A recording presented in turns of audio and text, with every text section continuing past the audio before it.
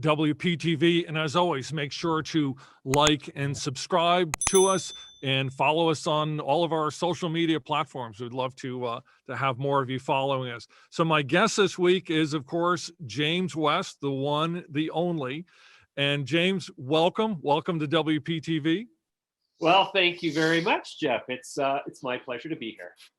And I have to ask you because we all sit there, you and I and all of us here sit there. We sit at our tables and in our trading offices and watch our charts. And of course, two things that have caught my eye, of course, is gold, which has pulled back some in the last couple of months. But I kind of like the look of it here. And then we have Bitcoin, which just seems to continue to explode higher. So let's kind of talk through and get your feelings on where you see both of these. Let's just start with gold and where you think, because you know this market better than any of us, in my opinion. Thank you very much for that, Jeff. I have been obsessed with the dynamics in alternative monetary assets, of which I consider gold and silver members, but I do not consider Bitcoin or cryptocurrencies members. And so I'm faced with this reality that despite my student status of the monetary metals and monetary policy for my entire professional career, I find myself in the wrong, as demonstrated by the prices and the profits made by investors in both of these sort of asset segments. And so today, in fact, I find myself in a position where the price of gold has lost somewhere in the neighborhood of 12% in the last week. Bitcoin suffered a similar loss. However, at the beginning of this week, Bitcoin has recovered substantially all of its lost 12%, whereas gold is still wallowing in the muck of an ignoble 12% price decrease for no apparent reason. And so I often find myself explaining or being asked to explain my rationale for the continued mindset that I have, which is essentially this, that gold has been a standard against which all other value in the world has been compared throughout written history. And that's because gold is a fundamental metal that has an incredible difficulty in its acquisition, in its extraction from the earth, in its refinement into its state of where it is actually a monetary representative, which is nothing more or less than 5 nines pure in the modern context, whereas Bitcoin has zero difficulty in its fabrication, except if you consider the fact that somebody has arbitrarily configured a series of difficult algorithmic problems that are nonetheless easily solved by a computer should you have sufficient computing power. So whereas all of the effort put into the extraction, acquisition, refinement, storage, and protection of a physical representation of gold is substantial and is tangible, we find ourselves with Bitcoin, whose extraction, refinement, fabrication, transportation, protection, in all cases, is a matter of virtuality. In other words, it does not actually exist. It merely exists as the result of an agreement by humans and humans alone that this snippet of code, as a result of consuming this amount of energy, constitutes a value that is relative to all of the real value in the world. And so James, sorry to interrupt, but let me just make sure I understand sort of where you're coming at from with all this, because we all know how you view gold. So with Bitcoin, are you more skeptical about the price levels that you've seen because it's done better on a, let's say, relative strength basis compared to gold over the past the past couple of months and certainly over the last handful of weeks? Is that your concern here? Well, the price of Bitcoin is the result exclusively of speculation. It's not the result of diminished supply. In fact, throughout the entire life of Bitcoin, which we're now approaching 10 years, the supply of Bitcoin has doubled, no less than 4 times. Each time there is what is deemed a fork in Bitcoin, where one Bitcoin contingent disagrees with how the Bitcoin should, from that point forward, be administered. They create a copy of the entire Bitcoin inventory and issue a new set of coins, in general, pari passu, or one for one, to the new Bitcoin believers for the new flavor of Bitcoin. So we have now 4 flavors of Bitcoin as a result of 4 forks. So the fundamental representation of cryptocurrency advocates in terms of Bitcoin, that it is not subject to the debasement that US, or rather government administered fiat currencies are, is patently false. And so we're in this reality where the price of Bitcoin has roared up to $20,000. And I will point out that the evidence suggests that that is the result of a manipulation among certain participants in Bitcoin and some of the other alternative cryptocurrencies that nonetheless escapes the mainstream news reporting for the most part because of the complexities involved in understanding the basis of Bitcoin and all of its various components. People just look at Bitcoin and say, a programmer says, I understand it, I appreciate its value because it is so difficult and it's such an elegant conglomeration of programming Right. relative to the idea, and therefore I buy into it. Of course, a programmer is going to say that because he can now program his own money. So it goes without saying, I guess, that if I said, what's your opinion on Bitcoin, you would say you would not be buying it here or probably at any point in the recent past. Well, I'm going to get to that, Jeff. Okay.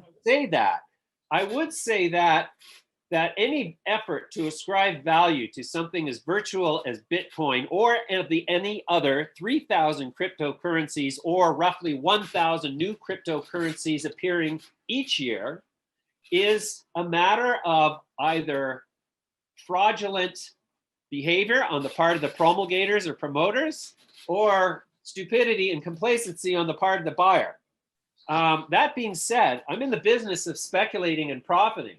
So if somebody was to say to me, call me up and say, James, I appreciate your thoughts and your opinion that Bitcoin and all cryptocurrencies are various levels of fraud, which is my heartfelt conviction, I have information for you. Bitcoin is going to be $40,000 in 2 weeks. And if you don't make a purchase, you're going to miss out on that. Well, if I put any stock into some such phone call, I'm going to buy Bitcoin. In fact, I've got an account. What can I say? Sure. I'm going to start buying it. The bottom line is here, Jeff, is that despite my convictions, which are governed by my conscience and my moral sort of fiber, right, I'm not going to miss out on an opportunity to make my life a little easier and improve my wealth. So that being, so here's the conundrum. This is the essence of a sophist, is somebody who will argue in favor of one thing based on their beliefs, but can adopt the opposing argument through sheer practicality. And that's where I find myself at with Bitcoin. Spoken like a true trader, which we all are, and an ace debater, as Sophocles, from his grave would be applauding you greatly, as I am here as well. So let's shift from Bitcoin. Let's talk about gold. As far as where you see gold going next, and based on that, would you be a buyer or somebody who would want to initiate new purchases of, the senior gold stocks or junior gold stocks, that kind of thing? Sure. Well, again, in the same context of my overarching government of by the trader mentality that I find myself defined by, I wouldn't touch gold with a 10-foot pole today. And I say that sort of tongue in cheek because the bottom line is I do have holdings in gold miners. And that's because there's always the opportunity for an exponential explosion in the price you pay for a gold mining stock relative to the price you're going to sell it at and it's not necessarily correlated to a rise in the price of gold. For example, gold at, well, let's say $1,800 an ounce. Most of the gold in production today is being mined at within a range of cost from $800 to $1,100 per ounce. So the bottom line is gold miners are profitable at these prices still. So I'm not interested in buying gold on a speculative price of gold increase per se. If that were the case, I would indeed just go out and buy gold bullion ounces. And I have done that in the past. But when it comes to gold miners, and more especially junior gold explorers, well, you're paying a very low price to acquire a piece of a project, in the case of an explorer, that may or may not have a viable gold mine on it. And viable meaning it's got sufficient gold and sufficient concentration that it can be mined at a future price that will not exceed $900 to $1,100 an ounce and put it out of favor relative to the other gold miners. So I am invested in those smaller gold speculative stocks because regardless of what the price of gold does, if you're paying a nominal sort of perceptive price of 10 cents per ounce in the ground, and they do find a viable gold deposit, and it costs them $900 to get it out of the ground, then your holding in that company's assets, the equity of it, is going to go up just because they can sell that ounce for $1,800 or $1,700 or $1,600, which is still wildly profitable relative to a lot of businesses. Sure. So I wouldn't touch gold bullion on the proposition that the price of gold bullion is going to go up and give me a return on my assets, but I would certainly buy junior gold miners at entry-level pricing based on my ability to be convinced that the management team is right about their theory that there is a viable gold mine in the project they would propose to use my investment to explore and develop. I think those are great insights. I find it encouraging that a lot of the individual charts that I'll look at for, good, legitimate junior gold mining companies, in many cases they haven't even come close to breaking out. Like they're hitting new near-term highs, but they haven't yet even equaled their highs from 2012, 2013, 2014. When these were last really super hot, which to me bodes well for the future. So let me kind of, in talking more about junior golds, because I think there's a great opportunity there myself. How do you feel about regarding, again, we're talking about the price of gold at, let's say, 1,800 an ounce, and these smaller companies, as well as the seniors, having if they can keep their production costs low, there's a lot of cash flow there. I find it encouraging how well most of these companies seem to have brought their costs down in a huge way compared to, say, 4 or 5 years ago, where it seemed like a lot of them were, I guess they just had gotten a little bit fat, let's say, in terms of costs. So, how long can they keep this sort of discipline together so that we can continue to see this rally in these equity type investments in gold continue to move higher? Or do you see at some point, which we've seen in past cycles, where one junior gold mining company A buys junior gold mining company B, and it becomes sort of a game as far as trying to see how much do they pay to acquire that gold that is still in the ground, and the development costs and all that kind of stuff? Yeah, well, that's a many-faceted question, but a great one that needs to be considered by investors. First of all, you got to look at the entire history of the junior gold exploration market, and just for the sake of our viewers, I'm going to define what is a junior gold explorer. Well, a junior gold explorer is a company that hasn't been around for very long and is raising money at a very low price to explore an idea that they've identified and acquired the rights to a piece of ground where there may or may not be a gold deposit that is going to be viable and be able to be profitably mined.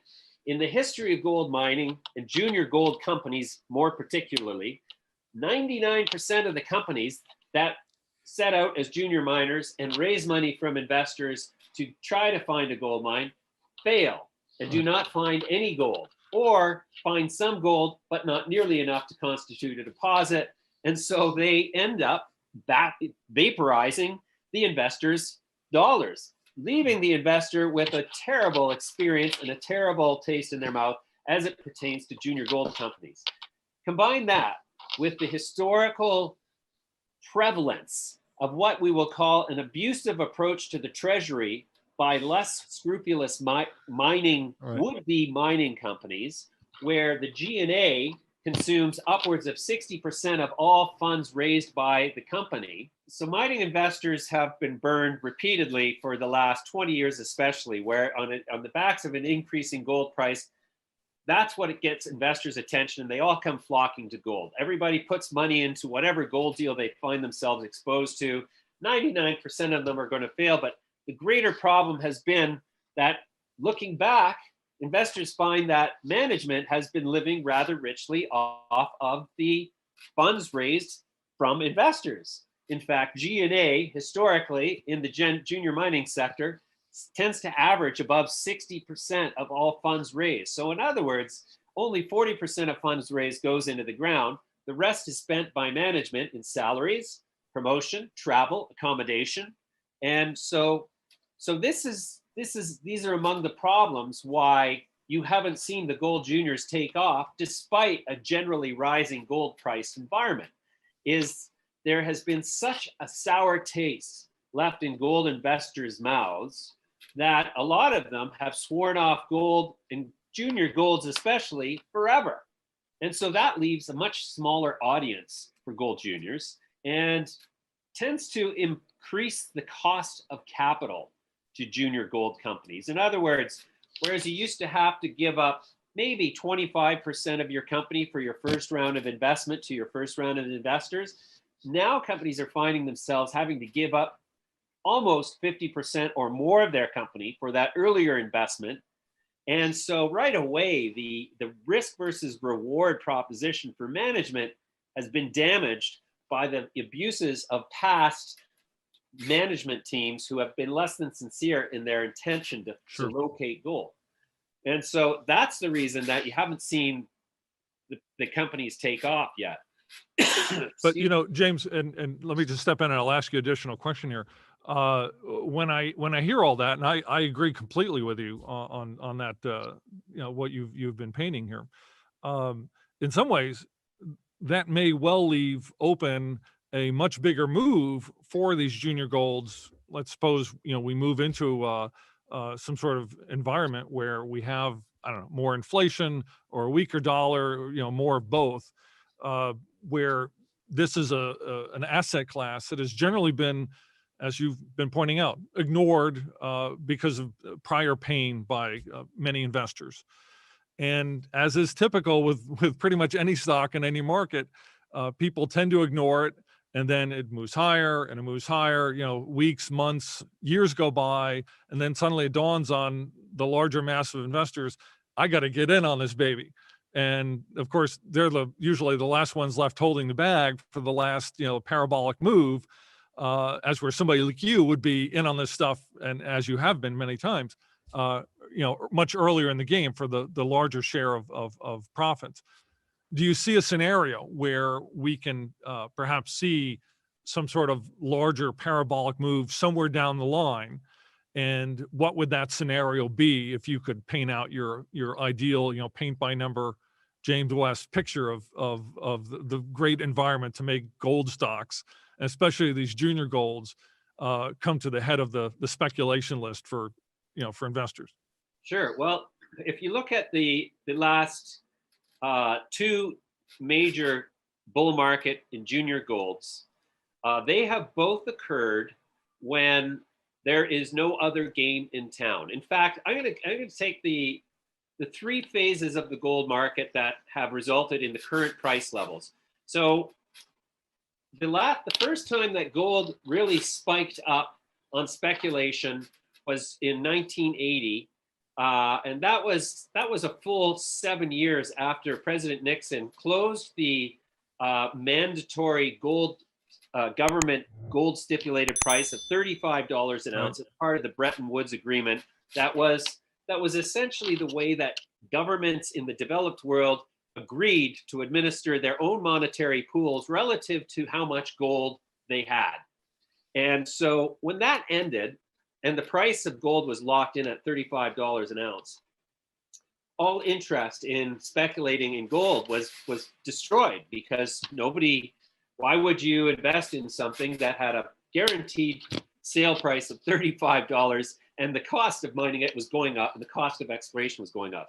So when that Bretton Woods Agreement ended, which ran from 1942, I believe it was, to 73, suddenly gold was free to sort of be exposed to the supply and demand metrics and the speculative fuel of investors. And so in 1980, with interest rates at all-time highs, the price of gold took off to $800 and catalyzed a rush of investment into junior gold miners. And that was the golden age of mining, which lasted until Bre-X. And if there's a lot of people who don't know what Bre-X is, so just quickly, Bre-X was a company that was a Vancouver-based junior gold company that was exploring for gold in the Busang district of Indonesia. And they took some preliminary promising results, and through fraudulent manipulation of the samples at the laboratory, created the impression that there was a gold deposit there of epic proportions. And the price of Bre-X rose to hundreds of dollars per share before the fraud was exposed, and the price collapsed to nothing, and the company was delisted, and it wiped out an entire generation of gold mining investors. And that caused the demise of the gold junior market until the next gold junior market, which happened in 2000 on the back of the failure of the tech boom. And so the tech market crashed and vaporized $5 trillion of investors' money. And so nobody wanted anything to do with tech after 2000. And it was before the real estate boom got ahead of steam up in 2003 and 4. And so the only game in town at that time was junior mining. And so again, a golden age in junior mining ensued, because it just so happened to coincide with the price of gold taking off from 200 to first 300, then 400, then $500 by 2005, 600, $700, and reaching to its all-time high previously, before this year, of $1,920 on September, I believe it was 11th or 4th, 2011. It was September 4th, 2011, intraday high of $1,920, before getting kneecapped by the forces of the futures market back down to 1,100, causing the collapse of that junior gold market. Right.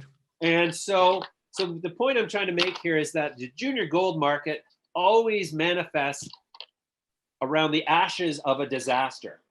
And so in the gold bull market for junior golds in 2000 was born from the collapse of the bull market in technology. The gold bull market of 2009 and 10 was catalyzed by the collapse in the housing market, which fueled a general market collapse, which catalyzed a spike in the price of gold, which in turn catalyzed a boom in junior gold markets. When gold price collapsed back to 1,100, that took the price of all these junior golds down. And so another generation of gold investors were wiped out and swore never again junior gold. And so here we are at 2020, and in 2020, gold touched another all-time high of over $2,000. But this time, the expected gold market, the explosion of prices in the junior golds that would normally catalyze an avalanche of investment did not materialize. And the reason for that is twofold. One, this time gold is competing with Bitcoin. So all of the arguments that people are making, that people historically made for gold, that you can't easily debase gold because we're producing 2,500 tons per year. Its difficulty is increasing. People tend to hold on to gold. It never disappears once it's above board. It is notoriously difficult to move, store, and protect. And so the cost of moving, storing, and protecting it is insane. And Bitcoin professes to offer all of those advantages while not having the difficulties and expense of protecting and processing and storing and moving. Bitcoin can be moved virtually because it exists virtually. And so that's one of the reasons that you haven't seen the explosion in junior golds. The second reason is the price of gold took off to 2000 and came right back. Here we are 6 months down the road from its price explosion to $2,000 an ounce, and we're back here at 1700 and change. And so in this era, in this decade of extremely volatile markets, where the NASDAQ 100 has increased, in a year where the NASDAQ 100 has increased by 30% in value overall, in a range of volatility above 50%, that the sensitivity to volatility drives people away faster than ever. And so it's a different world we're in now. And the whole value proposition of saying to an investor, well, look, I want you to give me some money and we're going to explore this property for 3 years. And then if we find a viable gold project, I'm going to come back to you and I'm going to need $1 billion to put this gold project into production. And so in 7 years, we'll be making good money.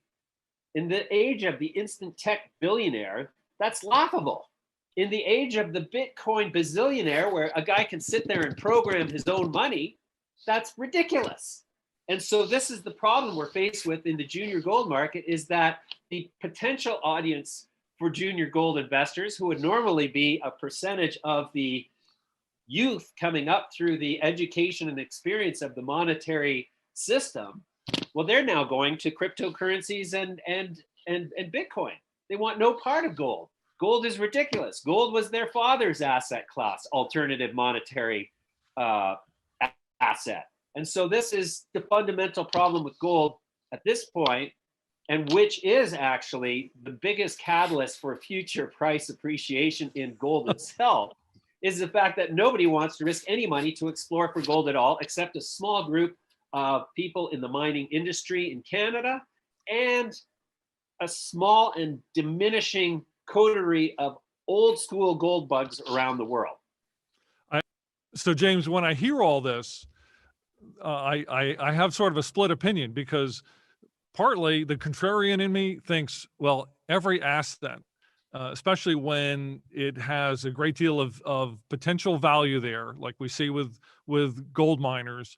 You got gold at 1,800 an ounce, and if the cost to pull it out of the ground is 1,000 or 1,200, it seems like a workable proposition. It's a matter of them getting discovered.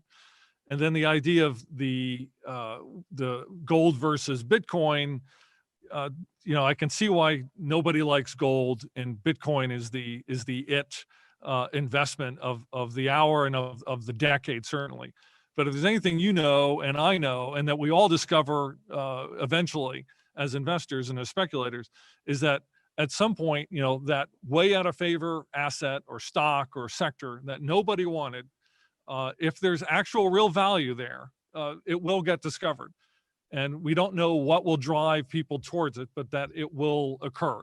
So I guess I'm just looking for sort of the big picture idea here, that do you think, given everything you've painted here, that gold, and let's say junior golds and the senior gold shares are a place that people need to focus on, if perhaps more so now than ever, because we have such high risks elsewhere that that haven't really manifested yet. The broader U.S. equity market continues to work its way higher. We don't know how much longer that will last. We could be talking about this 5 or 10 years from now. We could be talking about a major change a month from now. Nobody really knows. But overall, looking forward here, you sound bullish in a very contrarian way on junior gold. Yeah, well, so here's the thing, Jeff. Because the difficulty in developing and finding and developing a gold mine has gone up by virtue of the fact that the audience for participating in financing such projects has gone down by so much, and the fact that Bitcoin and tech stocks as sectors are commanding so much of the global investor attention, that the price compression in a valuable gold discovery is exponentially greater than what it was back in 2011 or 2006 or 2000 or 1986. So this is why I remain a gold bull. Thanks to spending 30 years in the gold market, looking at gold companies, understanding the dynamics of supply and demand, understanding the dynamics of market psychology, and understanding at this point that the US government and global central banks are willing to flood the market with an endless supply of fiat currency, Yes. which is only bullish for the price of gold in the most fundamental way. If you take a pile of oranges and a pile of apples, and there's 10 apples and 10 oranges, and you say, these are each worth $1. And then let's say 9 of the oranges are destroyed and you still have 10 apples. Well, that orange is now worth 10 times what it was because the supply level has gone down. And if the demand for oranges is equal to apples, it has gone up. So just on a strictly nominal basis, the price of gold is increasing. The value of gold has already increased dramatically. The price is incapable of reflecting the value of gold in the current market because there are so many distortions created by central bank fabrication of fiat currency. And that is the biggest opportunity in junior golds, senior golds, gold ETFs, gold funds, gold doubloons in the history of gold, in my opinion.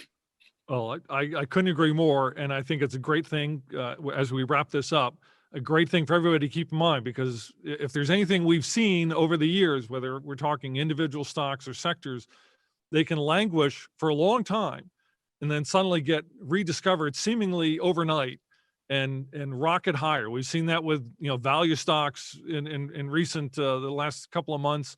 And, we've seen that with other asset classes over the years as well. And I think it's a great thing to keep in mind regarding gold. It can happen, the turn can happen a lot faster than people otherwise might imagine. So I think it's fantastic to bring this out and keep people focused on us. James, any last, brief thoughts here as we kind of wrap things up? Well, Jeff, all I can say is that I can't see the price of technology stocks going up forever because they're already at astronomical values relative to where they were 5 years ago. So I think that this coming gold wave is growing closer. The higher tech stocks go, the faster they rise, and the more steeply they rise, the closer we are to this sudden inversion in investor interest as a result of a skyrocketing gold price, as the tech market must reprice itself lower to approach reality. Absolutely. Follow where the value is. And there's a lot of value there in gold shares in general. So James, thank you very, very much. I think this gives us a lot of insight and where we need to look, not so much for tomorrow, but for next week and next month and coming quarters. So thank you very much for coming on to WPTV. You bet, Jeff. Thank you very much. We'll see you soon. And for all of you watching at home, thank you for joining us. And we'll see you again next week for another edition of WPTV.